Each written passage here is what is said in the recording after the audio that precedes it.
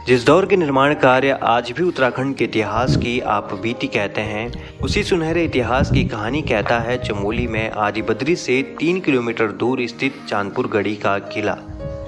अटागाड़ नदी के कलकल करती जलधारा के किनारे चांदपुर गढ़ी का किला है। इतिहास और पुरातात्विक साक्ष्यों के अनुसार भिलंग राज्य के राजा सोनपाल ने चांदपुरगढ़ में शासन किया था। राजा सोनपाल की एक इकलौती पुत्री थी जिसका विवाह उन्होंने मालवा के राजकुमार कनकपाल से किया। कुछ इतिहासकारों का मानना है कि कनकपाल गुजरात से गढ़वाल के इस क्षेत्र में आया था। कनकपाल एक कुशल राजनीतिज्ञ था। उसने अपने कुशल नेतृत्व से गढ़वाल के कई क्षेत्रों को जीता था तथा उन पर अपना आधिपत्य स्थापित कर चांदपुर को गढ़वाल की राजधानी बनाया। उसके कार्यों ने राजा सोनपाल को प्रभावित किया और यही वजह थी कि राजा ने अपना उत्तराधिकारी कनकपाल को घोषित किया। विद्वानों का मत यह भी है कि राजा कनकपाल ने ही पवार राजवंश की स्थापना की। कनकपाल के राज के बाद पवार वंश के कई राजाओं ने चांदपुरगढ़ में विभिन्न कार्य किए, जिसके साक्ष्य किले के अवशेषों से प्राप्त होते हैं। किले की बनावट के बारे में बात करें तो किले की दीवारें 1 से 2 फीट मोटी हैं, जिसकी दीवारों पर महीन नक्काशी की गई है। वहीं खिड़कियों की रूपरेखा त्रिभुजाकार है जो बाहर की ओर संकरी होती जाती है। पत्थरों पर की गई कलात्मक नक्काशी से जान पड़ता है कि यह राज्य कला के क्षेत्र में संपन्न रहा होगा तथा बाहर की दीवारों की मोटाई से अंदाजा लगाया जा सकता है कि यह किला 22 से 24 फीट ऊंचा रहा होगा।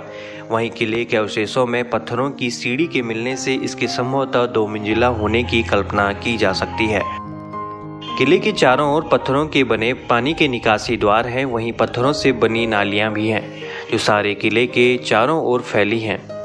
इससे अंदाजा लगाया जा सकता है कि इस किले में सफाई की उचित व्यवस्था रही होगी। इस किले के बाहरी दीवारों पर घड़नुमा संरचनाएं हैं जहां सिपाहियों तथा तोपखानों व अस्त्र रखने के लिए बनाए गए थे। इतिहास के अनुसार इन तोपखानों व शस्त्रागारों का निर्माण प्रदीप शाह व महापति शाह के समय पर हुआ था। किले के बाहरी दीवार पर एक कुएं का भी निर्माण किया गया है। वहीं इसके बाईं दीवार पर 2 प्रांगणों में चारों कोनों पर ओखली नुमा संरचनाएं हैं जहां संभवतः कर के रूप में वसूले गए अनाजों को पीसा जाता था।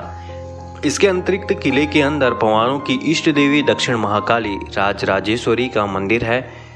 इस दुर्ग की सीढ़ियां 2 टन वजनी पत्थर की शिलाओं से निर्मित थी, जिसके बारे में लोक कथा है कि यह शिलाखंड दुधोतोली के खानों से सोरों और भोरों नामक भड़ों यानी वीरों द्वारा लाया गया था।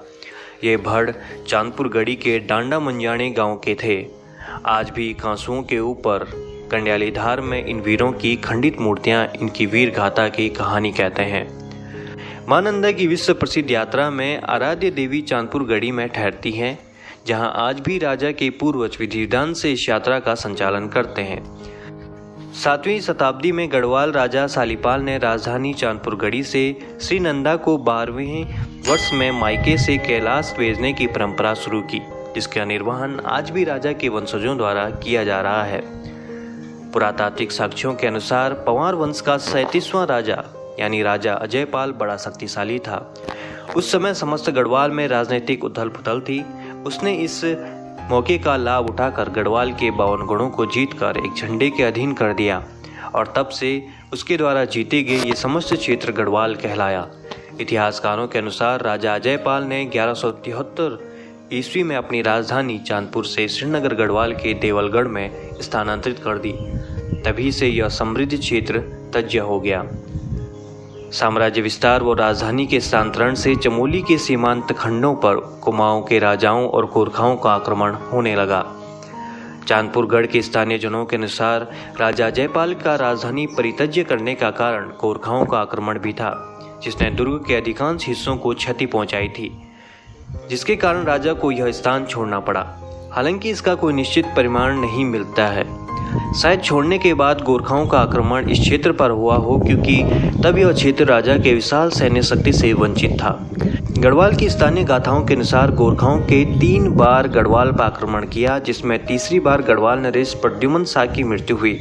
उनकी मृत्यु के बाद उनके उत्तराधिकारी सुदर्शन शाह को अंग्रेजों से संधि करनी पड़ी और यहीं से पवार राजाओं के इस युग का अंत हुआ। चांदपुर गढ़ी कर्णप्रयाग से 18 किलोमीटर व आदिबद्री से महज 3 किलोमीटर की दूरी पर स्थित है। आप यहाँ कुमाऊं के रास्ते और हल्द्वानी गैरसैंण होते हुए या गढ़वाल से रुद्रप्रयाग कर्णप्रयाग होते हुए पहुँच सकते हैं। उत्तराखंड के इतिहास को संजो रहा इस किले के अवशेषों को आप भी देखकर उत्तराखंड के इतिहास के बारे में जानकारी ले सकते हैं। अगर आपको वीडियो पसंद आई